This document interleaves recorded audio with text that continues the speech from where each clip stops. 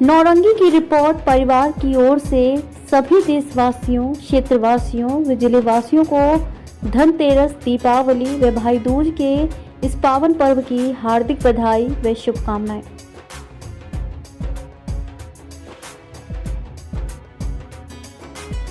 28 अक्टूबर है, रात के 12 बजने वाले हैं। कुछ देर के बाद 29 अक्टूबर प्रवेश होगा।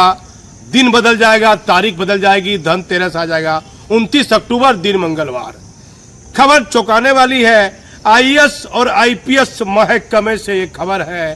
खबर भ्रष्टाचार की जड़ फैलती जा रही है और बिहार ही नहीं, केंद्र की बड़ी बड़ी जांच एजेंसी काने सब चुप है, मौन है। कैसे भ्रष्टाचार फैल रहा है? भ्रष्टाचार पर ये खबर हम क्यों बना रहे हैं? और न्याय और नीति ये सब लक्ष्मी के ही खिलौने हैं। वह जैसा चाहती है नचाती है। प्रेमचंद साहब की ये पंक्तियां हैं। ये क्यों सच हो रही है इस कलयुग में? आज में धनतेरस का दिन अब प्रवेश कर गया है। देर रात है, 12:15 बजते होंगे। तो सबसे महत्वपूर्ण सवाल, केंद्र प्रतिनियुक्ति से बुलाया गया भट्टी साहब को, बिहार के डीजीपी बने। 1 साल 8 महीने 11 दिन का कार्यकाल। आज अब 29 अक्टूबर प्रवेश कर गया है। 2 महीना आलोक राज साहब को पदभार ग्रहण किए हो गया। राज्य सरकार ने परमानेंट ऑर्डर नहीं निकाला है अस्थायी डीजीपी का। कई पर्दे के पीछे बात चर्चा चल रही है। त्योहार है, त्योहार पर बहुत ज्यादा खराब खबर हम नहीं बनाएंगे, लेकिन सोचना होगा गृह मंत्रालय और केंद्रीय जांच एजेंसी के जिम्मेदार पदाधिकारी, यदि अमित शाह गृह मंत्री, देश के प्रधानमंत्री, चिंतन करने का समय है। हमारा चैनल एक खबर चला रहा था, दरभंगा में अतिरिक्त आईजी की जिम्मेदारी भट्टी साहब ने दी। 2 आईजी, 3 आईजी को हटाया गया। आखिरकार राजेश कुमार को दरभंगा आईजी बनाया गया।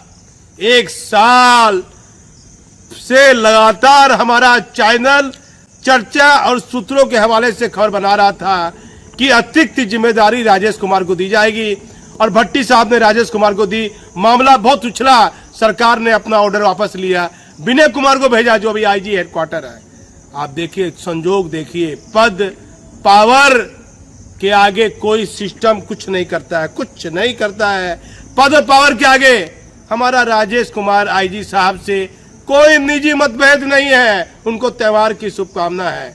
लेकिन सरकार ने सारी खबरों को, सारी चर्चाओं को दरकिनारे किया। माननीय मुख्यमंत्री ने दरकिनार किया, या एक आईएएस पदाधिकारी जो रिटायर कर गए हैं, उनके कलम में भी अब ताकत नहीं है, लेकिन उनका दिमाग तो बाप रे बाप। उनके दिमाग की क्या चर्चा करें? बिना साइन के, बिना कोई पावर के, पूरे बिहार सरकार के हर कर्मचारी में, नीचे से लेकर ऊपर तक का बड़ा कर्मचारी, दिल्ली तक ये चर्चा है कि पूरे बिहार के सिस्टम को भगवान कृष्ण की तरह वो उंगली पर नचा रहे हैं।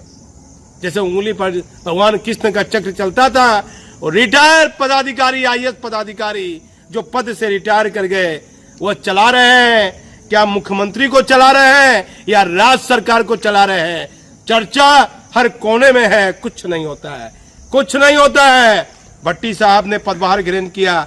एक ईमानदार आईपीएस पदाधिकारी राजविंदर सिंह भट्टी, इन बातों से, इन चर्चाओं से मैं इनकार नहीं करूंगा, लेकिन जब तक पद पर रहे, बिहार की एक भी आम जनता से उन्होंने मुलाकात नहीं की।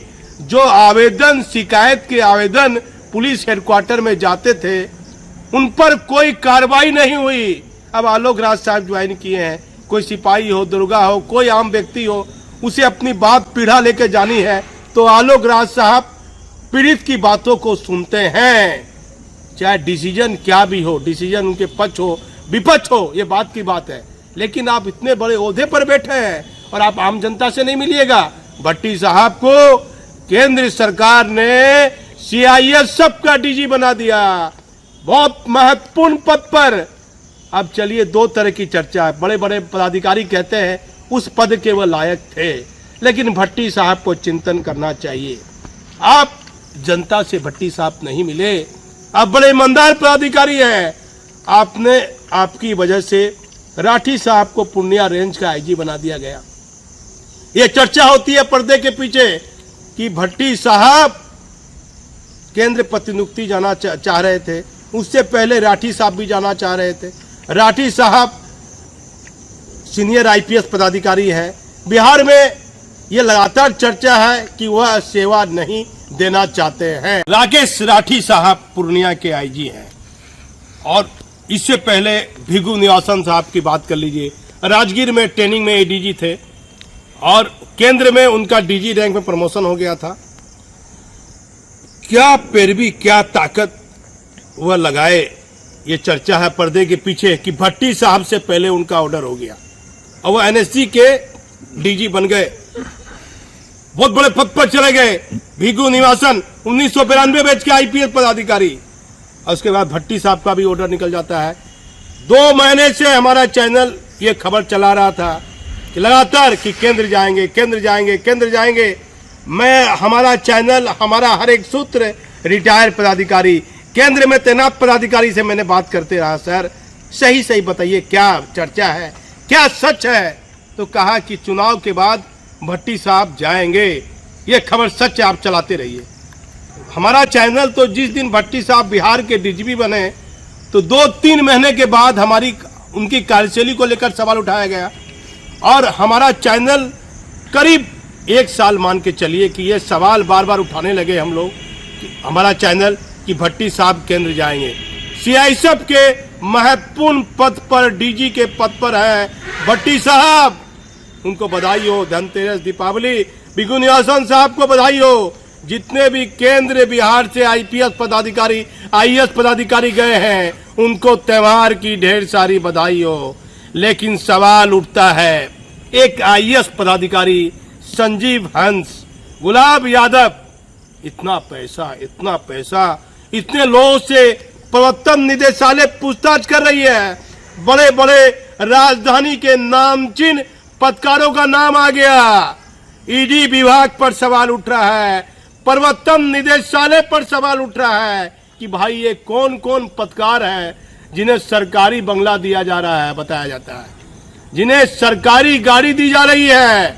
पत्रकार का काम है चौथे स्तंभ पर हर एक आम व्यक्ति, धरातल से जुड़ा हुआ व्यक्ति पत्रकार पर विश्वास करता है कि ये भ्रष्टाचार के खिलाफ आवाज उठाएंगे।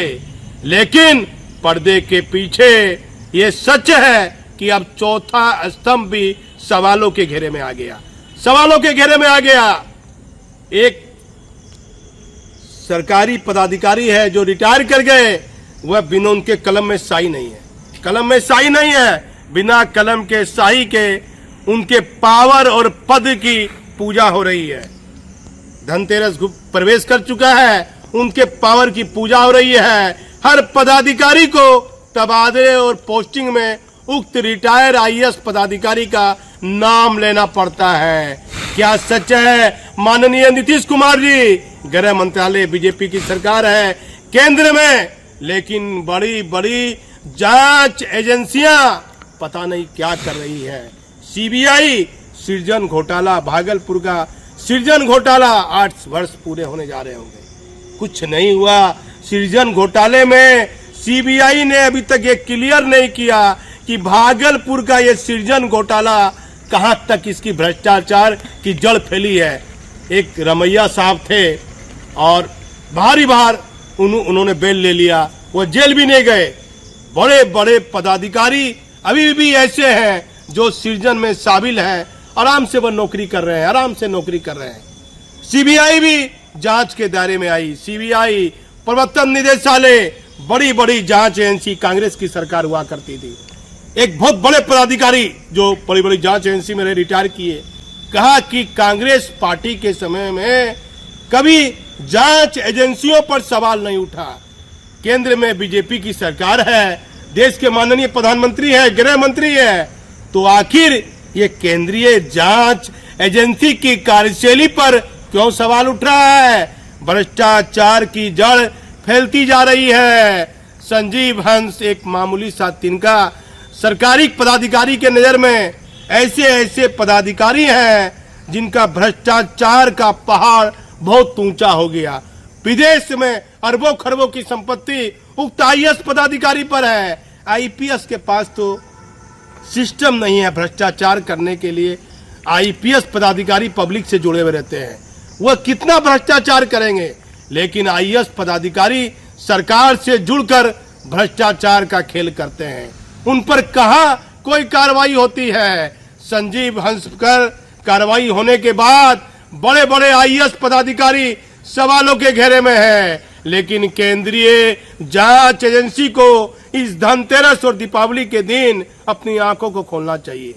सरकार के जिम्मेदार पदाधिकारी जो गृह मंत्रालय में देश के प्रधानमंत्री हैं, उनको ध्यान देना चाहिए कि ये देश के भ्रष्ट पदाधिकारी जिन्हें किसी का अब डर नहीं रहा, किसी का डर नहीं, ना सरकार का डर, ना जांच एजेंसियों का डर।